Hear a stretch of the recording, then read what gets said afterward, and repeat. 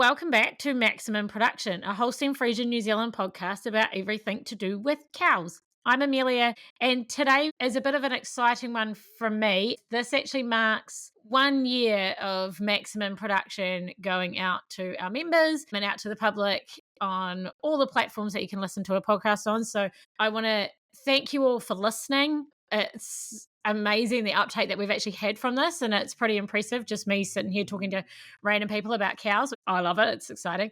But I also want to thank the people in the background that make this possible. So Alicia is my producer and my editor of the podcast. So she is our comms person in our office. And so she's the one that makes the podcast sound amazing. She makes me sound like I'm not a crazy person. And I think without her, this wouldn't have been as good of a success as what it is. And the other person is Helen. So Helen's our graphic designer in our office, and she does all the social media tiles, and she designed our little cow logo that you guys see. That cow's actually animal on her parents' herd just outside of Tararoo. So thank you to both Alicia and Helen for all your hard work and making this a success as well. So today we are talking a little bit about farming families, and specifically multi-generational farming families. So joining me today is a father and son, Wayne and Jamie Taylor. So thank you, Wayne and Jamie, for joining me today. If people can hear weird noises, that would be Jamie. This is what it's like recording podcasts with farmers, is Jamie's actually throwing tires on his maize stack as we record this. So thanks, Jamie, for fitting us into your busy schedule this afternoon. It's all right. So Wayne, if people don't know who Wayne is, Wayne has actually been really heavily involved with Holstein Friesian for many, many years. He was on our board of directors and was a past president. Was it 14, 15 years you were on the board, Wayne? 21 years. 21. Whoa. So a lot of dedication and time has been put into Holstein Friesian. So we do thank you for everything you have done for us over the last 21 years. You only stood down last year. And clearly it's that passion for farming has passed down to Jamie and your other kids as well, Brenda and Dwayne. Dwayne's farming as well, and Brenda was farming for years, but I think they've given it up now, haven't they? No, they're still. Oh, they're still farming? Her husband's still farming, and Brenda's working for one of the vet groups out of Manawa. So it's definitely a family passion that's been passed through. Normally I start the episode asking people what their background is and how they kind of got to where they are. But this whole podcast this month is about that. So we're going to change it up a little bit, and we'll get you guys individually to just tell us about yourselves and what you're doing on your farm. Wayne, do you want to start and tell us a little bit about yourself and the farming system that you and Leanne have? Yeah, no, thanks, Amelia. Yeah, well, as Amelia pointed out, Leanne and I have run Muritai Holstein Stud. We first joined the association in 1985 and registered our first cow in 1986, and have been registering and classifying pretty much every year since then. We are based in North Taumaki, the district called Tikarangi. 68 effective hectare dairy platform, along with a 20 hectare support block a couple of kilometres down the road. So, and with that, we're now generally into 190 cows. We're trying to pick the seasons up. The herd itself is 95% Holstein. There was a small number of jerseys, and I tell my grandkids I milk a handful of jerseys to remind me why I don't milk a whole herd of them, but bit of a standing joke with the young ones. But when I first went farming, we're managing a 330 cow herd of jerseys, so yeah, I had the privilege of making both breeds. Hence, we're still doing one or two, but primarily we're in it for the Holstein Friesians. As Amelia pointed out, have been for a long time. Certainly enjoyed our involvement with the association over the years, and was also using heavily involved for a while. She ran the Black and White Youth group for a number of years, particularly when our kids were primary school age. And I guess a lot of that has rubbed off and to all three of our guys, both Jamie and Dwayne, as well as Brenda. More recently, the grandkids all basically been involved at some point in time. I mean, still showing an interest in, even though they're doing lots of other things and very involved in sport, but still enjoy coming home to the farm or coming out to here to me. I mean, we still have a genuine interest in the cows and always keen to see what's in the shed, particularly in the springtime. What's new in the shed in the way of cows. For me, breeding objective has been to try and we've done a fair bit of work with both the major AI companies, LIC, CRV, and in the earlier times, we also did a little bit through one of the breeding schemes that the association had with CNIPS. And fortunately, we had a bull around Military Talent Warrior, who they marketed for a period as well. So, yeah, for me, I've had a strong passion, I guess, around the breeding side of it, with the objective, as I say, trying to generate bulls for the industry. And for me, I've always had a mindset that we've got to breed cattle that are relevant to the industry. And so that's where our breeding program for the bulk of that time has come from. Over the years, we've also shown cattle. Certainly while the boys were home, we spent a lot of time at shows. Most years there for a while, we would do 8 or 9 shows in a season. Had an awful lot of fun doing that. Met with some great people and made some great friendships around the country, sitting around the barns afterwards. Well, beforehand as well, having a few cup of teas and the old chinwag that goes with it in the early hours of the morning, keeping an eye on stock. So that was a big part for us, and I think I certainly know it's rubbed off on Jamie and Dwayne, and now to the next generation, a couple of granddaughters that are Paige and Lacey that are very keen on showing cattle as well, and so it's obviously rubbed off on me. Wayne and Leanne actually used to show cattle just alongside us when we were down in Taranaki many, many years ago. So I know Leanne always tells me the times that she loved coming down and having a cup of tea with mum and my nana, because they always had plenty of food to share around with everyone else in the barn. So I know that back in those times, they really enjoyed that show and being able to actually sit down and communicate with everybody about what they were doing and things like that. So shows are a lot more intense now than what they were when we were doing it back 25, 30 years ago, but it's still a fun time for everybody. No, you did right, Amelia. It was, I remember your granddad, Rupert.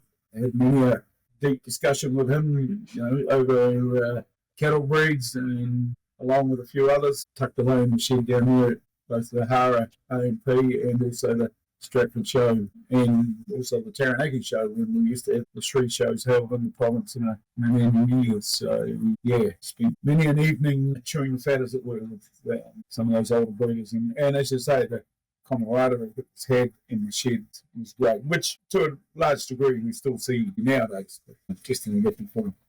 It's still there. It's just, I think it's a little bit different to what it was. And I bet a lot of those conversations with my granddad were about milking shorthorns. It was always his favourite breed. Yeah. So, Jamie, we'll pass it over to you now, and you can tell us about what you guys are doing on your farm down your way. Yeah, we're sort of pretty similar system to the old man, except we milk a few more. We started, when we first moved to this place we're on, started about 340, 350 cows, but slowly brought that number back, trying to find the right number of cows to milk and feed them as best as possible. So at the moment we sort of winter around that 310, 315 and go from there. But yeah, it's just, like I say, same as the old man, just trying to get ahead in life and keep the kids interested. I'll probably be fair, better, nothing else really, apart from farming. Grandfather did it back in the day as a boy, as a young fellow. He used to milk a few Jersey cows. I suppose that's where the passion comes from those. And then obviously mum and dad with the Holstein. And obviously that's the predominant breed here. We're sort of probably 80% Holstein and probably close to 75% of those are registered now. And then the makeup of that is predominantly Jersey, straight Jersey, or pedigree Jersey, pretty much predominantly the lot. And then just to add a little flavour, there's a half a dozen or so brown fifths to throw a spanner in there. So. And a new one on the way, or has she arrived? Friday, the girls had sticky fingers and pushed the button they shouldn't have, but anyway, she'll come home, we'll see how they go. You got to admire the dam that she was out of. She's a big strong cow and milking pretty well by the look of it, so hopefully she comes up here and does the business when she can calf and comes to production. But yeah, being similar to Dad, always had the show bug, I suppose. It's just more the kids are driving it now for me. They're the ones that go to the paddock at springtime and pick the cars up and have a pick out and then go out the pops and flog all the good ones, all the families that want to get into. And yeah, mum and dad have been pretty good in letting the kids have a crack with a few of them over the last few years that they've shown interest, that's for sure. So they keep that bug alive. I mean, I remember growing up as a kid, so what Dad was saying, I mean, we're in the back of the shed, there's a 44-gallon drum and fire going in it and everybody around it. You wouldn't get away with that nowadays, but yeah, certainly brings back memories. And a lot of those older folk are either still with us or not, but not so much farming now, but have a bit to do with a few, especially the ones that are still local. Yeah, been branch president now for a wee while. I don't know whether it's a good thing or not, but I seem to draw the short straw. And now past president passed away, Mr. Brian Hughes. Big shoes to fill in, that's for sure, because he used to do a lot behind the scenes and around the province for us when we had things going on. So, yeah, luckily we've got a pretty good branch that jumps in and helps out where they can, and a few younger ones that are sort of just starting to come through and throw their hand up, which is great. So hopefully we can pass that banner on to somebody else one of these days. But until then, I guess we'll keep the club going. Yeah. Other than that, 3 kids and Donna and myself, we run the farm. Springtime, we get a bit of help. Well, last year was our eldest Paige. She reared all the calves for us, made the job easy in the spring for us. But yeah, like Dad said, the kids are all into their sport, and at the moment she's trying to get herself a scholarship to America for basketball. So trying to help her out as much as we can with that. So yeah, this year we'll be looking for somebody else at this stage to swing the calves around and put a tip in their mouth, I suppose. So yeah, other than that, like pretty basic system. We feed a bit of PK, fill the holes, and this time of year we put a bit of maize in just to finish the season and keep a bit for the spring. Just try and keep the cows fully fed while we're trying to grow some grass. We're fairly wet here in the spring and the winter, and then to be fair, we can dry out just bloody quick in the summer, thanks to the iron pan throughout the country here. So we're about 116 hectares effective, so and then everything's run on. May to May, the heifers go out, well, the calves go out, the heifers come home, so we've got young stock on all year round as well as trying to grow all our own supplement and hay and silage. Plus we grow our own maize, we don't buy anything in there. So yeah, it's pretty full on. We get there. Anything else you want to know? Yeah, it's good. But So I guess I grew up down Taranaki as well. I think it's a very strong farming community down there, and everyone does seem to get involved and share opinions. And as you said, like there's some of those older ones that are still hanging around, even if they're not farming anymore. And I think it's really important to have people like that around. Yep. They're your kind of experts, I guess, into what works in that area and what doesn't. And I think that's why it's also really good. Like, Jamie, I'm sure that you've asked your dad a lot of questions throughout the years on, is this going to work, or would you recommend that I don't touch that because it's just not going to work in this area? Yeah, well, I mean, to be fair, yeah, where we are, like I didn't really say, but we're sort of halfway between Kapora and Opunake on the south side of the mountain, down in the Aurora district. Dad's uncle, I guess, where I suppose the passion of the Holsteins sort of started a little bit, I guess, was Alan Phillips, and his old farm is the next block up from us. Yeah, it's a different country to North Taranaki. Like I say, we've got a lot of iron pan and stone. You never get any shortage of rocks around here, even though it doesn't look like it. But once you start taking the top off some ground around here and doing a bit of earthwork, so they certainly show their head. So, yeah, we have a lot of discussion around bulls and cows, and as you do, I mean, he's been around long enough to know and teach us a thing or two, and hopefully we've got it right. But I suppose the proof's in the pudding when you sell a few stock around the place over the years and see how well they're doing for others. It certainly shows that you must be on the right track if they're sort of, well, a few of them are topping the herds that they're going into. So it sort of makes you feel pretty good at the end of the day when you see that happening and hear about it. Yeah. And I know, like, my brother's brought Muritai animals in the past, and Wayne's always been someone to follow through on his animals as well, and he does check on where they go. And I think that comes from knowing that he backs what he's doing.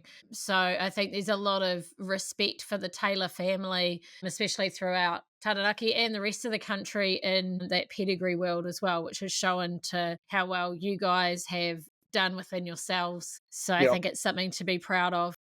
Well, I guess if it's stock, and then you've got to put your name to it, because at the end of the day, if you don't, they don't come back. And it can shoot you in the foot pretty quick if you don't look after the customers that you've sold to. Yeah, and if you think about it long term, something that I always talk to the members about, new members getting into it, is by registering your stock and you have your name, that stud prefix is yours. So that's what goes everywhere with your animals. And when you sell that animal, whether they continue to register animals out of it or not, that's always going to be in that pedigree for that line. So if she's done really well, someone can look at it and be like, oh, well, this was a Muritai animal. So straight away, I know where that comes from. I'm happy to buy more animals out of Muritai because I know that they do well and the granddaughter's done well and things like that. So it's having established that name for yourself and actually backing what you're doing, as you said, Jamie, and supporting the customer that actually helps to build a really good name for yourself and backing for yourself throughout the industry. And I think both of you have done that really well. So, Wayne, how many generations of Taylors have been farming? For me, it goes back to my grandfather. He came out here on one of the sailing ships as a 14-year-old boy. Left with an uncle, I think the history goes, living in a wee hut around the coast there, Okada way. So yeah, he grew up initially on farm, and then after getting married, he spent time working within the industry. He was one of the leading hands at the old Leopard Dairy Factory for a period of time. Both my dad and his older brother spent time working with Grandad. At one point, Grandad was milking a herd of cows for Bill Myers, which is possibly a name that Amelia will know. Yep. Synonymous with South Taranaki. And as I say, Dad and Martha Pete were young men, were at home with him. Dad then went off and worked as a tanker driver 20-something plus years up until the time of his death, and so he chose not to milk cows, but so it was in the blood. For me, I can always remember as a young lad at primary school and through my secondary school years, pretty much any school holidays were spent with one of the uncles, or as Jamie alluded to, was to spend a bit of time with Catherine and Ellen Phillips. So Catherine was one of Dad's sisters, and they had the primary starting, I guess for me, that's, as Jamie said, that's where the seed was sown. And then when Leanne and I married, well, when I first left school, I worked in the dairy factory at Brixton, just out of Wattery here. I did 6 years there, saw 3 amalgamations and decided that wasn't for me. Then found a job milking cows. So I've been milking cows ever since, so some 40-odd years I think it was now. But as I say, even when we first married, we used to head down and help Alan with the shows, all 3 shows, and then he was also involved with McDonald of the Snowline stud with Stratford. They had an annual combined sale each year, and so I used to take a couple of 3 days off work to go and help. And I just loved the sale, getting the cattle ready, getting the heifers ready, shipping them over, and obviously washing and everything that goes with it, and then the fun of the sale itself. So for me, that probably really where the seed is sown, and even to this day still enjoy, more importantly, going to the shows. We don't show quite as much now, I guess, since the boys and that have left home, and obviously with the advent of Mycoplasma, we made the decision for a year or 2 to step right out of the show thing. Yeah, I guess that we just a wee bit off it, but still enjoy going and watching, and I'm still very much involved with the Stratford A&P as a head steward and help out where I can down there in that respect. Yeah, the family connection is pretty deep, and as I say, that's where I guess Jamie and them have developed their passion for it as well. It's, they were tagging along with us. They didn't have any choice. They didn't get an option to go anywhere else. It was, load the car up and away we go. So, and then of course once we got very involved, as I said, we used to get through to quite a few shows, and obviously when these guys were young, most of the time they were with us, enjoying the fun of it all, I guess. So to say you make a lot of connections over the years, both in the showroom and various functions, and then certainly in my time on the board of directors, have been rubbing shoulders with a big chunk of the membership, which has been really enjoyable. So I guess I get quite a bit of satisfaction now watching these boys do the same, and more importantly, seeing my grandkids, the enjoyment they get out of it as well. Always had the mantra, family plays together, stays together, and yeah, that's still true to this day, I guess. So, Jamie, did you feel like you always wanted to go farming, or did you feel as though you kind of just fell into it to follow the family tradition? Well, I guess just like I said earlier, I mean, probably didn't really know anything different. Like Dad alluded to, most of the family have been involved in the dairy industry one way or another via dairy factory or mum's side through the University of AFCO. Yeah, I mean, I still wish I'd done a trade, but at the same time, we wouldn't be where we are now if we hadn't have carried on. I left home, I think I was about 16. Got accepted to Taratei, which is obviously no longer now, but and I absolutely loved it down there the whole time. I did a year's course down there and then went from there and got offered a job in the Wairarapa at the same time the following season. That happened to be on a bloody pedigree farm of Hamish and Linda McLennan. And Linda's dad, he was a good bloke back in the day and looked after us. He loved his rugby and golf and made sure I was able to do both if I had it on. It's much to Hamish's disgust at times, but yeah, from there, come home, worked our way through the ranks, ended up in Inglewood, milking a Jersey herd of all things. Full registered Jersey herd for Graham and Vander Robinson for about 5 years before moving south. Yeah, we ended up, I suppose, with the better part of 17 years now in South Taranaki 50-50. So, yeah. But, yeah, going back to the question, no, I didn't feel like it was anything. I was just love the cows, and that's what it's all about, really, for me. Trying to get the most out of them as much as you can and enjoying the pedigree side and trying to breed that right cow, I suppose. So, I guess the main question that I wanted to ask you guys, and you alluded to it a little bit earlier, Jamie, but what is it like when the Taylor family get together for a family dinner and all sit around the table? Because I'm sure you don't all agree on everything, do you? I don't know any family that you can sit around. My family, definitely not. My mum has a rule that it's like she gets to a point and she's like, no more cow talk. I can't deal with it anymore. You need to shut up. But what is it like sitting around there and your bull catalogues for the year have just come out? How does that conversation go around your dinner table? I don't know about you, Dad, but we could sit there and talk all bloody night, and Mum will just bugger off and do her knitting, so it doesn't matter. She'll go to sleep in Jersey, and we'll just carry on. So no, there's no real disagreement. Yeah, we've both got our philosophies, I guess, or bulls we like and bulls we don't, but we'll always talk about it and put the world right, I guess. Yeah, no, that would be fair comment. I mean, yeah, it's a bit of general chit chat when you first get together, and obviously we're always keen to catch up on the news with the grandkids, but ultimately, yeah, it always ends up Cows come out on top.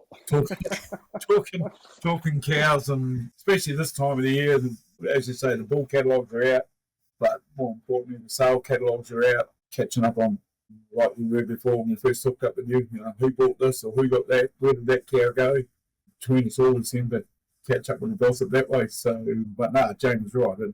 Ultimately, it ends up being cow talk and what's hot and what's not, sort of thing. So, yeah, and I suppose for me, Jamie fed off me for a bit.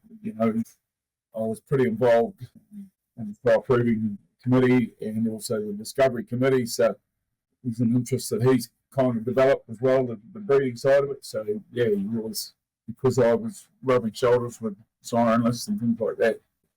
Ultimately, he was keen to catch up and share a bit of knowledge and what's going on. Doesn't mean we got it right though. No. You never get it right, but no, at least we attempt fun trying. to put the world right at times. So, yeah. So, are there any bulls that you have completely disagreed on? That one of you has thought this is going to be the next bull that's going to do great in my herd, and the other one said, nah, wouldn't touch it? Not that I don't think so. We've both, like I say, we've both got our preferences. And I think you went sort of more when we were using a fair bit of CRV or LIC, and you had Mint Edition, and who was the other one? Who would CRV have it at the time?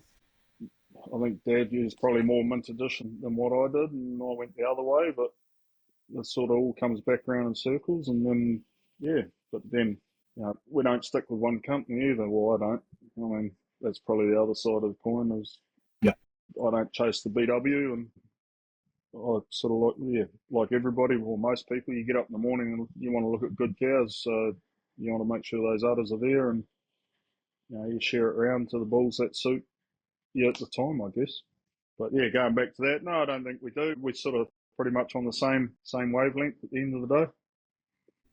To be fair, Amelia, I would think maybe it's rubbed off a wee bit from the old man, Jamie and the boys, but for me, cow families, the boys been paramount. And when we sit and look at bull pedigrees, ultimately we end up going back looking at the cow families behind those bulls. And I think for both of us, the bulls that we have used, it's cow families that have driven. So hence, you haven't really dived off on a tangent, as it were, and used something that the other hasn't. It's come back as a chief, but they'll use that number of bulls. Never quite got to that point. So, but I'd like to think that philosophy is rubbed off. That, as you say, every bull's got a mother. It's cow families that drive it. Just the goodness, not BW. So. Yeah. Plus, it's a good bouncing board between us, I guess. You might look at one bull and miss something, and Dad'll pick something up that's not quite right, or vice versa, and go away and have a think about it, and then make a decision from there. So it's always nice to be able to bounce off each other as to what's going on with certain bulls and what's not. And I know I'm finding it now with Dwayne starting to step up into that category as well.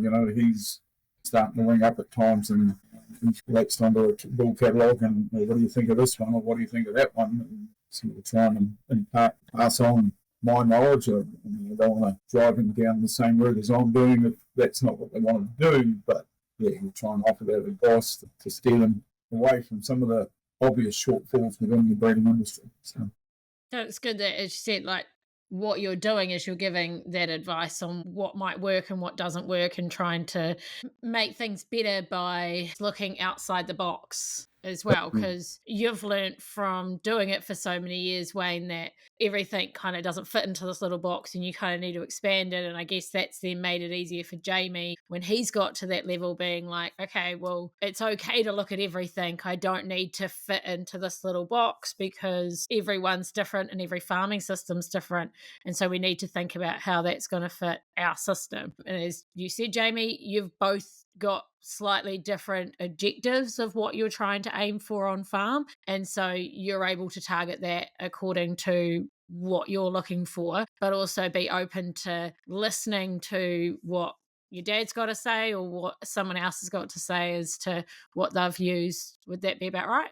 Yeah, I think so. I mean, the other side of the coin, I guess, is the odd herd walk, or for both Dad and I suppose, being able to judge at shows and seeing what bulls are doing what. I mean, it's not all about the show, obviously, but it gives you a good fair indication as to what some bulls are leaving behind and what's working for others and what may work for you. So, yeah. And I guess it's going back to that area that you're in. So as I said, Taranaki is a very strong farming community. So even outside of just your family conversations, it's going through and having a look at some of the other herds around the region and looking at what's done well in their region, in their farm, and what they've liked about certain bulls and what they've decided wasn't quite the best about certain bulls. So, as you said, not one size fits all. So you've got to be open to understanding. Yeah, and I guess the other thing here is the number of families that are milking more than one breed. I've certainly valued the input of some of our more senior Jersey breeders. I mean, it's only the colour of the cloth that's different. We're all looking for that pretty much the same cut of cow. And so, I would say, over the years I've enjoyed some tremendous friendships with some of the older guys around, and it's great to sit and chat away with them, and always been in their belief that you don't understand where your history's come from. Pretty hard to go forward, so you don't understand where you arrived from. So, well, I guess it's making use of people that have done it before. So making use of people that have seen what things are do, and like you say, things don't always work for you, but at least you may be able to see shortfalls of bulls from other people that have used them and so forth. So you've got to be open to opening your ears and closing your mouth for a change and just taking on board the information. You soak it up from some of those older guys. Experience does bring knowledge. That's right. I guess the other thing that I really admire about your family is you don't own your farm either, do you, Wayne? You and Leanne are just 50-50 share milking where you are? Yeah. And I think there's a lot of farming families out there where the farm gets passed down from father to son and things like that. Whereas it's very obvious that, Wayne, you've worked extremely hard to get where you guys are. And I think that work ethic that you have has clearly rubbed off onto Jamie, because Jamie's been able to work so hard to get where he is. You didn't hand it to him. He was able to work off what you guys did and get to where he is. And I think that's something to be really proud of for both of you, to be able to pass that on as well, in that work ethic. You know, that would be key to me, Amelia. Certainly, when we started, we weren't in the position that anybody could hand us anything. But I was fortunate enough, as I say, with my involvement with Catherine Allen. Allen set us up with a couple of cows and got us started in that respect. And it's been my attitude with the family, like Jamie said, just in the last couple of years, we've given the two granddaughters heifers out of the good cow families to crack on with. And even last spring, had some spare calves. And young Paigey was up here twisting my arm pretty hard to, can we have that one and can we take that one? And You don't need that one. no, you've got plenty of those. So, but I've got to be realistic. We're probably drawing to a close as far as our career in the game is concerned. And I'm just chuffed that the kids are keen enough that they want to carry it on. Hopefully, so if we can't encourage them, well, who's going to? So you can't rely on somebody from outside the family to do it all for you. So we'll give them a little bit of help and a bit of direction. So like I say, I was fortunate enough to get that. I got started. So, Yeah, I guess to add to that, I mean, we were the same, but Mum and Dad were in no position to set us up, but obviously a couple of cows or a couple of embryos sort of here and there that we've purchased or, acquired in the way. Certainly help along the way, but yeah, it certainly makes you appreciate what you've got a lot more. I'm not saying the guys that get farms or have family money ties or there's a lot of old families down around our way that have gone generation to generation to generation, just walked on and taken over, or vice versa. I'm not saying any way means that they don't appreciate it, but from my point of view... Oh, no, and they're still hard-working people because they see what their parents did and they know they need to keep up to that standard as well. Yeah. So, like I say, it certainly made us appreciate what we've got now. We've worked for it, so hopefully it continues for a bit longer yet. And whether one of the kids pick it up or not, I don't know. I mean, kids are pretty heavily involved in the sports, like I say. I don't push them towards farming at all. I'd be quite happy if they went away and did an apprenticeship or did something that they wanted to do. They could always come back to farming. So, yeah. Especially with these days having that, as you said, you wish you got a trade, having that something else behind you. So if things do turn sour and you do need to make that exit, then at least you have got something else to back you up, because farming can be very brutal. Highs and lows. There's a lot of highs and lows. That's right. Yeah. You guys going through a pretty heavy drought this year has definitely affected a lot of people down your way.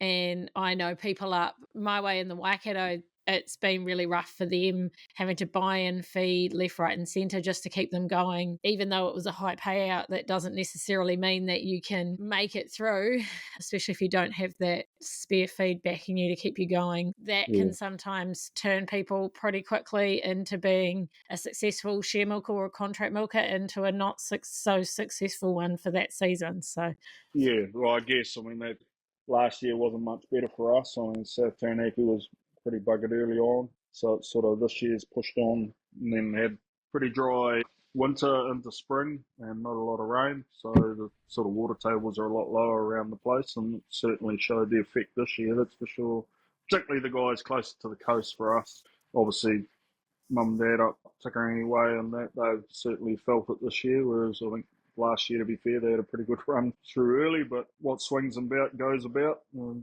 big revolving circle, isn't it? So you just got to push on as best as possible. Well, when I was down in Taranaki in September, everyone's telling me it was the best season they were going to ever have, and it was looking great. Yeah, you never know. You learn, Amelia, when you've been in this game as long as some of us have. You keep your mouth shut? You never get all your ducks in a row. And the first thing that will kick you is the fact that you've got a good payout season. It's pretty much guaranteed that Huey's going to unravel somewhere for you. So Nature will kick you. yeah. So, and I guess one of the other questions you were asking was what are some of the benefits of being in a strong family? And for me, this is probably one of the big things. I mean, you have a better understanding of issues, and the pressures involved. Guess there's no better example than what we're dealing with over the last 2-3 months in particular. Obviously, as you get older, you're aware, making sure that you're keeping yourself sorted, but keeping an eye on, the other ones around you to make sure that they're not struggling and wilting because of the pressures that go with it. So for me, that's one of the things I found out of the fact that we are all involved. You can have a better understanding of different breed at times, can't we, farmers? So I think that's an understatement. yeah. Well, like you say, it's been able to bend an ear and get things out. I mean, there may be something that somebody else is doing different to you that might work for certain situations. So I guess the big thing is it's not the old adage of just shut up, get on with it. It's, talk to somebody and see what you can do to resolve issues, or, you might have a different way of doing things that work for you. And I think even looking at it, like as Wayne said, he's been farming down there for 30 odd years, and his family, his uncles and father were doing it before him. So there wouldn't be many, I guess, seasons that you haven't seen in Taranaki with the amount of years that you've been doing it. You've seen droughts before, you've seen floods before, you've seen horrible storms go through. And so you have more knowledge around that area to be able to share it with the rest of your family as to well, we've had this before, so we know that we need to prepare that could happen again. It's never a 1 in 100 year situation. It happens more often than we would like to admit that these things happen. So at least you've potentially seen something like that before. Would you agree with that, Wayne? That'd be a fair comment, Amelia. Yeah, the cycles are getting shorter, I guess is all I can say. But for me, about 5 years ago, struck a pretty dry summer. And I can remember going to my farm over here early in February. So I don't like it, but I'm going to have to go once a day. We've been in the game, obviously, 6, over 40 years now. I had never, ever had to go once a day that early in the season. So it took a week or 10 days to finally draw the line in the sand and say, that's it, we've got to do it. And I must admit, a few days after you realise everything, I'll do that 2 weeks ago. Just the pressure valve to let off. And the following year, funny enough, virtually the same time of the year, we come and dry again, as it can, quite often does in this northern strip, and it was a completely different equation. There was no oohing and ahhing. That's it. We put them on once a day. We realised that it worked. We were no worse off. The previous season, as it turned out, we got into early April, got some rain, and we ended up with a half-decent sort of a season, not far behind a normal one. If we'd carried on flogging cows twice a day, I don't think we'd have got to that point because we'd have peeled too much condition off. But so, as I say, it's the second year, just through experience, you realise that it wasn't a big issue, it wasn't something to be ashamed of. You've got to do what's best for you and what's best for the cows. And consequently, in February, I could see the writing was on the wall around here. That things were worsening pretty much by the day, not by the week or anything. And so, people coming in once a day then, and I have no regrets because of it. I'm happy where my cows sit at the moment, and heaven forbid if we get a bit of rain the next day or two, it's still, for us anyway, it's only just the beginning of April, we can turn the corner and have a half-decent sort of a finish to the season. So, once again, it's just experience that gets you to that point, I think. You've got to experience it a wee bit and reflect on it. Either live and learn or die by the decision, I suppose. So, but you must admit, over the time, we've seen some of the young farmers coming through that have not experienced this sort of thing, and sadly, some of them melt pretty quick, and the pressure gets to them very, very quick. And if they haven't got this comes back to what we're talking about here tonight. If you haven't got a bit of a network around you, i.e., family or some good farming friends. Yeah, that pressure can really come to bear in a big way. And sadly, have seen some good young farmers leave the industry because of some of these set of problems. So, yeah. And you'd agree with that, Jamie? Like having that experience and passed down to you helps. Well, I guess different scenarios, different situations, but yeah, I mean, I've always been a stickler, stick to twice a day, especially when you're working for somebody else if they don't agree with it. But I mean, at the end of the day, you've got to do what's best for you now. And as the other half points out, you got to look after your asset, you got to look after yourself. And so now we're in the same situation. We don't go once a day, but we'll go 16 hours, and that works for us. So, but I still get the old, you should have done it 2 weeks ago, but anyway, so that is what it is. We get there and the cows hold, and they hold the condition a lot better, and you're saving a bit of feed, and you push your round out straight away. So yeah, it's not a hard decision to make once you've done it the first couple of years of doing it. So when you need to do it, you just do it. Like Dad said, you don't lose anything in the way of production if you do it early enough. But you've got to do it before you get to that point, because once you get to that point, they just go one way, and that's not right. So if you want to save a season, you've got to do it and be proactive about it and how you do it. So I don't want to hold you guys up too much longer, but I just had one question that I thought would be quite a good one for you guys to answer. If you had advice for someone that was coming into the industry, what would you tell them? If you were to give advice to Jamie now, Wayne, to help him, what would it be? Run. No.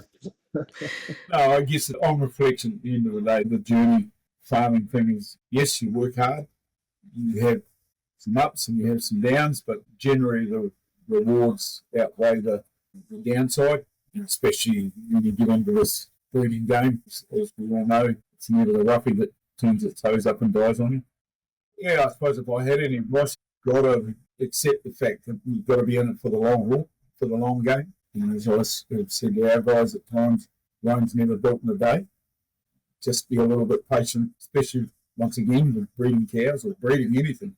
Be a bit patient. Don't try and make it all happen overnight. Above all out, just be prepared to knock it down, put your shoulder to the wheel, and work hard at what you do. And yeah, the rewards will come.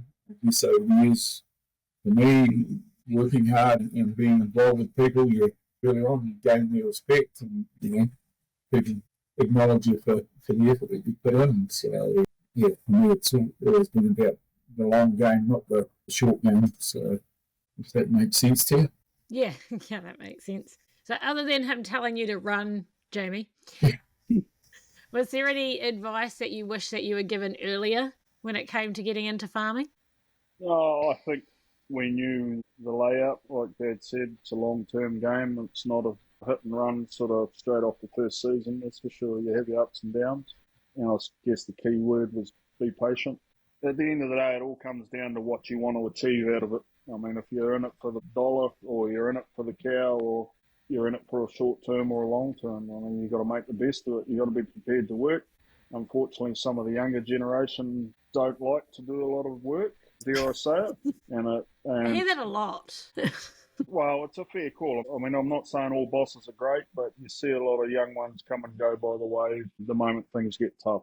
And in farming, unfortunately, there's a tough thing around every bloody corner in it, and you've just got to be prepared to run through the wall with it. But yeah, I think Dad hit it on the head. Be patient, be prepared for the long run. Everything takes time. It's like a good wine. It takes time to get there, and once you get there, you enjoy it. But I guess the other side of the coin is be prepared to take some time off too. I mean, like you said earlier, you've got to be looking out for each other, and you've got to have your own priorities. And even though, dare I say it, our time off is cows and showing, whether it be showing or judging, or for some reason we're always stuck around cows. But that's the passion. We enjoy it. And when you do go away and to the shows and that, yes, it's not easy work and it's long hours, but if you didn't enjoy it, you wouldn't do it. And the more effort you put in, the more results you get out of it. But no, definitely take some time out, go fishing, go hunting, or go car racing, or whatever you're into.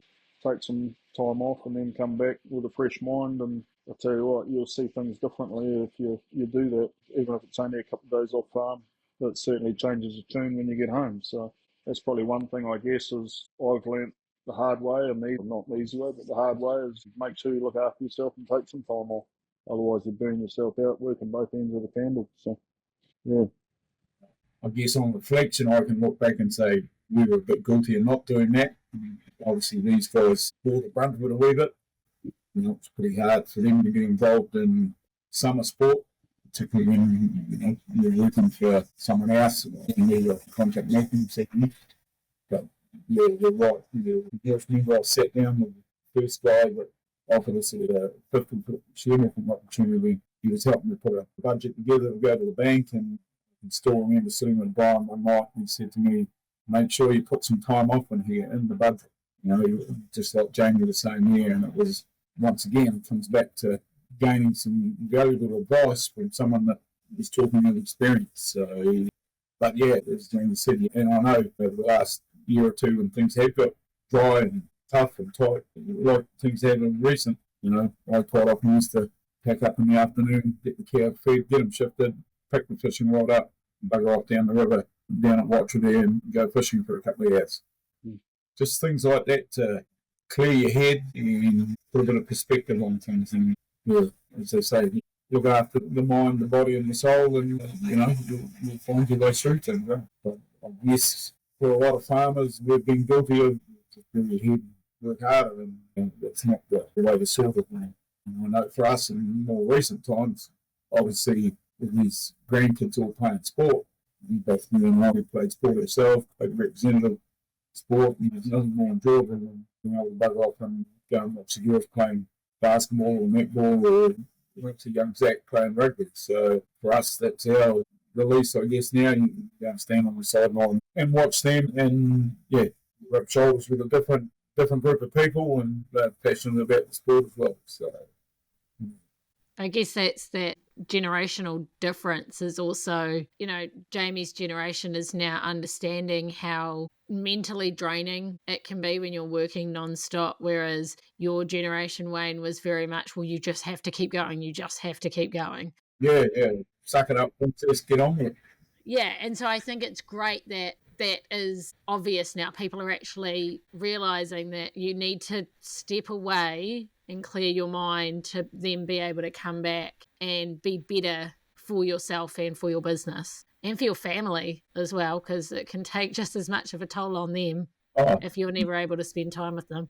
Undoubtedly. And comes back to what I said earlier on. Family that plays together stays together. You can go and spend some time with the kids, or for us now with the grandkids, and they enjoy, I think, our involvement as much as we enjoy being involved with them. So, if we can't show some interest in them, we can't expect everybody else to. So it's one way we can be part of their formative years, I guess. So heaven knows that they soon grow up and head off doing their own thing. And as you said, they're interested in the farming side of it as well. Yep. You've given calves to the girls over the last couple of years, so they are interested, and you don't want to burn their interest out if all they're seeing is you guys being stressed about it or worried about what's happening on farm as well. So it's good that you can get off. And like, I know Lacey was down at dairy event earlier on in the year with her animal, wasn't she? Yeah, she was down there. Last year she went down with Dad down to Fielding, and I think there was a good bloody break for both of them. They buggered off and showed a couple of calves, and then Lacey was back there this year for their brown Swiss of all things. Nothing wrong with brown Swiss. Considering you just brought another one, Jamie, you can't really say anything against. Again, I didn't buy the girls did. Yes. But no, that's... She was pestering me over the phone, texting me, because she was obviously watching with her, which is not a good thing nowadays in some respects. No. Have you given them your login, Jamie? No. I'll give them Dad's before mine.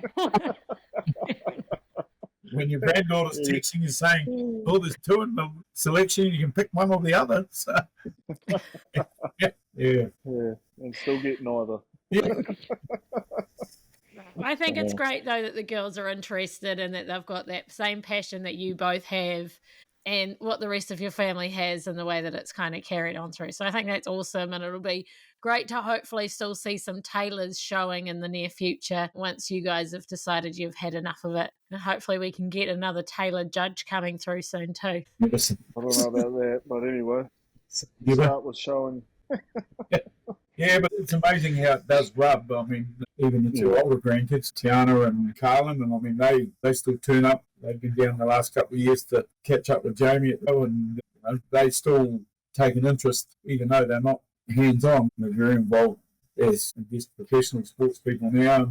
But yeah, that interest is still there. I mean, I can vividly remember the last year or two when Carlin turns up here in the spring and arrive at the cow shed and he'll say to his grandmother, "Oh, where's your carving notebook, man?" And he disappears over to the calf shed with her yellow notebook and, what's in the shed and what's new. And when you go back to the bloody cow shed, eyeing up the cows as they're going around the platform. So, yeah, even though they've gone away from it at some point, never say never. They might come back to it. They always come back. Yeah. I think they do. All right, well, I think we'll leave it there because I feel like you guys have had a pretty long... Well, Jamie's had a long day. He's finished throwing tyres now, so that's good. Yeah.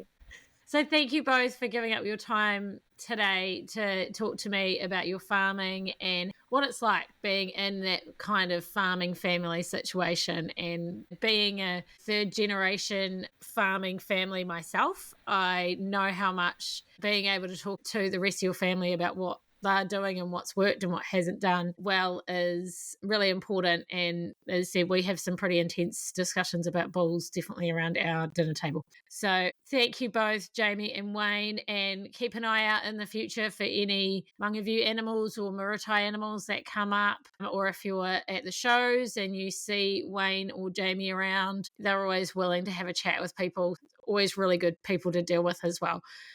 Thank you for listening. As always, if you want to get in contact with us about anything we've talked about today or to suggest any topics, feel free to hit us up on our Facebook or Instagram or through our website, all linked below. And give us 5 stars, guys. We would like to get some more followers and we'd like to see where people are listening to us from. So reach out, please. More than welcome to reach out to me or Alicia and we will get back to you. I like talking to farmers, so reach out. As always, I will be back next month with a new topic and a new guest. Otherwise, happy farming. Bye.